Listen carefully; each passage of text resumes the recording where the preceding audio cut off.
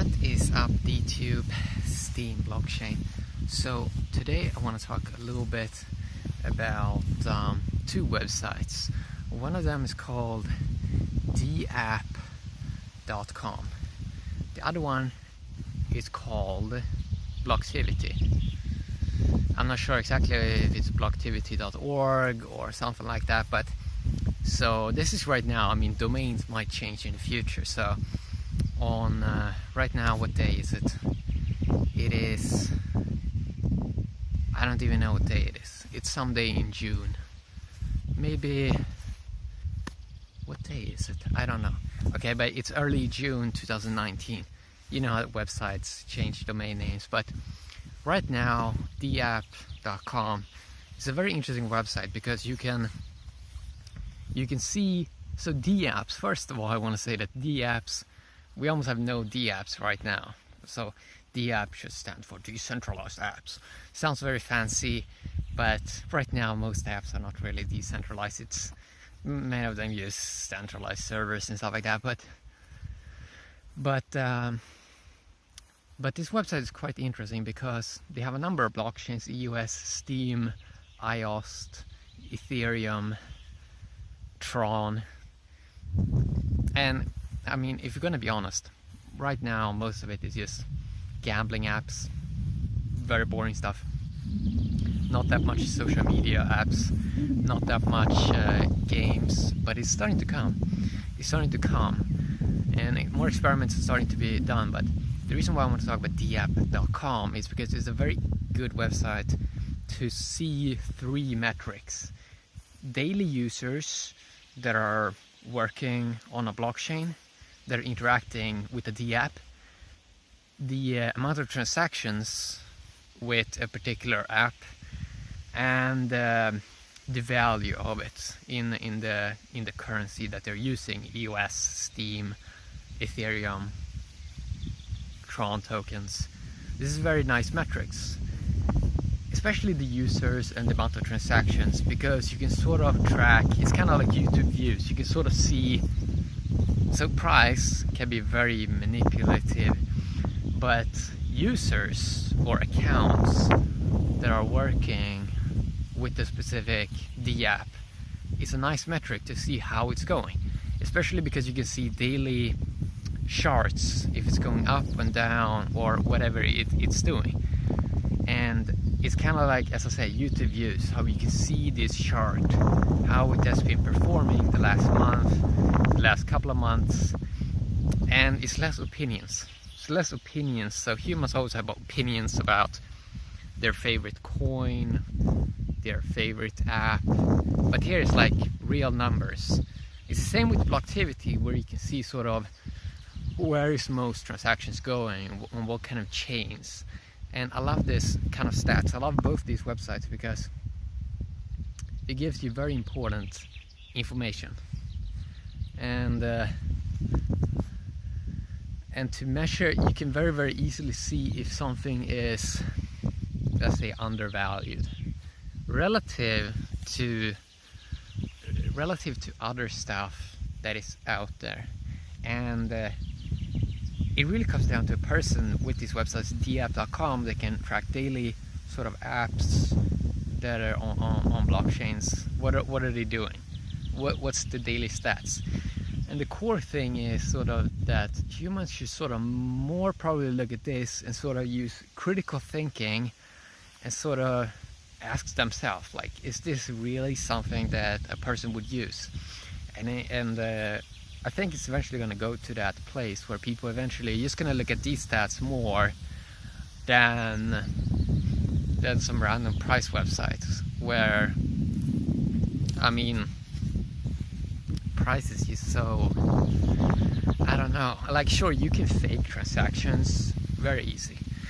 You can also fake number of users or accounts very easy. You can also manipulate the value that is being sent very easy, but price is probably something more that people get fooled by.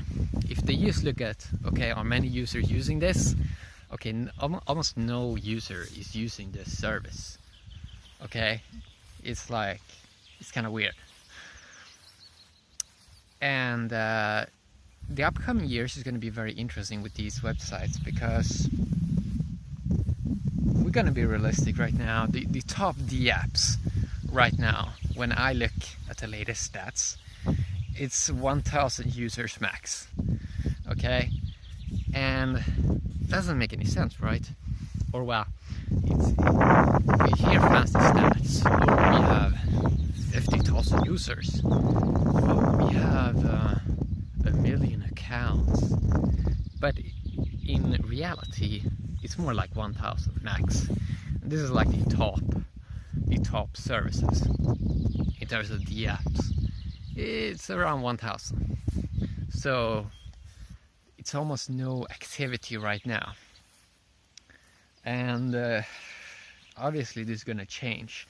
It's not the technology, or technology is going to be improved, of course, but the core reason why it takes a long time is because, for example, with these new blockchains, a person first of all has to figure out a way to get a couple of dollars to sort of get an account, and that process is sort of going to be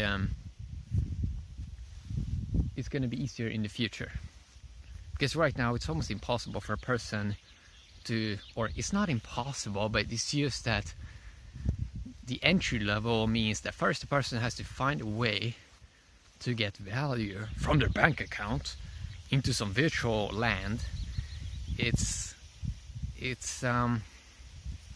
going to be made easier in the future, but it's almost like big, large infrastructures, like all these global infrastructures, they have to be updated to new systems, and when that happens, a lot of these or the best services, like right now the top services is having 1,000 users per day.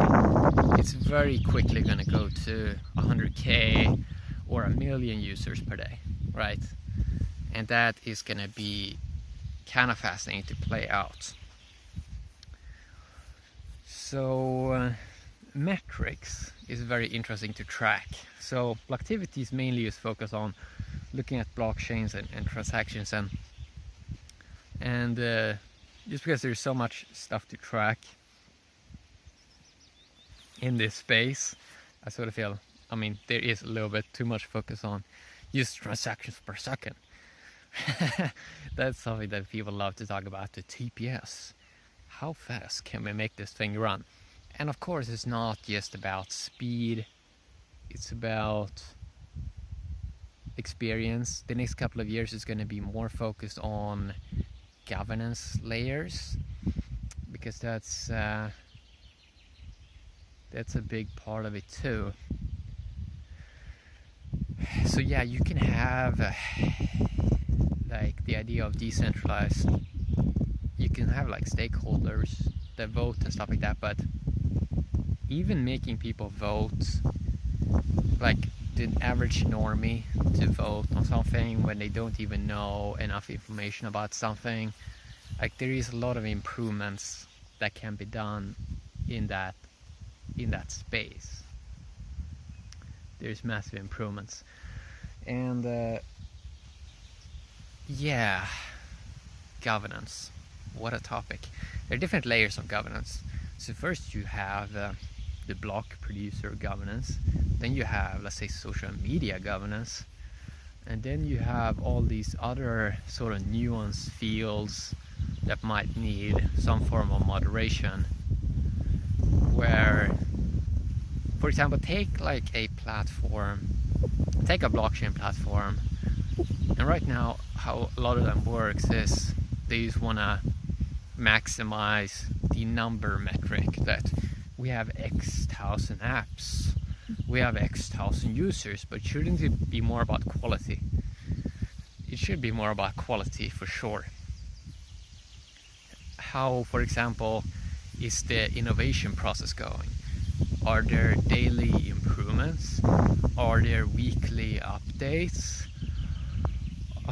Are the users gaining some form of equity where they benefit. Right now, most of the projects are mainly having it so they just make an Ethereum token, whoa, an ETH token, and we're gonna airdrop it on random people. It's probably not the best way to do things. It's gonna be interesting to see how reputation plays out, because how you create a good reputation system, because that needs to be tied to governance somehow. And I mean, to be fair, most of the Dapps right now, it's just about the token. But how do you make a long-term value to a token, and how do you make it so people hang around instead of having this? It's very easy when you don't have a good governance or a good reputation system, that it just creates this in a way dead project where people are just gaining the token and then maybe cash out. And I think we're gonna see that for many years to come. People are gonna withdraw to something that looks more shiny and exciting, but in the long term you need some form of, to make this whole space more serious, eventually somehow you need some good system for reputation, some good system for governance, where people should, for example, the problem of funding, you need to find ways where random people in the world that are engaged or involved with something, that they can contribute to something easy without having to have a salary or be hired, because it's easier to do that right now. You can have so-called workers and just get them a token, and you basically, in a way of looking at it, you have a free workforce. But then that needs great technology, that needs great infrastructure to pull that off. And right now I think that Dapp.com is just an interesting place right now that people should know about, that where you can sort of see if something is being used. And I mean, being in this space, getting close to 3 years, you almost know nothing, or there's so little you know. Like it's a bit of a funny way. Even if you are in this space a couple of years, I mean, the little amount that you know, always new discoveries on better ways to do things. And then you consider someone trying to explain that to a person, that, oh, it's gonna take many years and you're still not gonna know that much. It's you need a lot of variations on people in this space, because you need a lot of expansion where people just do their niche. For example, a person that is good at governance, like many times the people in this space, they try to do everything, and probably should not, or that they're probably not how it should work. A content creator should just focus on create content. Everything else should sort of just work.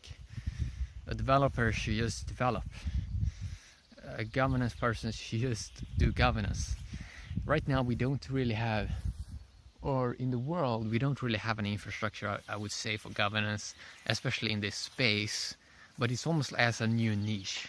That's, for example, what I think we see right now is we see that developers have to do governance as well, because there is no one doing it. Eventually you're probably just going to have people just focus on that, and it's going to be so much better. It's going to be so much better when you have all these sections, people doing what they're good at, because everyone is sort of good at something. So yeah, check it out, Dapp.com. You can check out what is happening on different chains. There are also other great services, blocks.io. A lot of these websites developed where you can just observe how a blockchain works. They also call them block explorers. It's like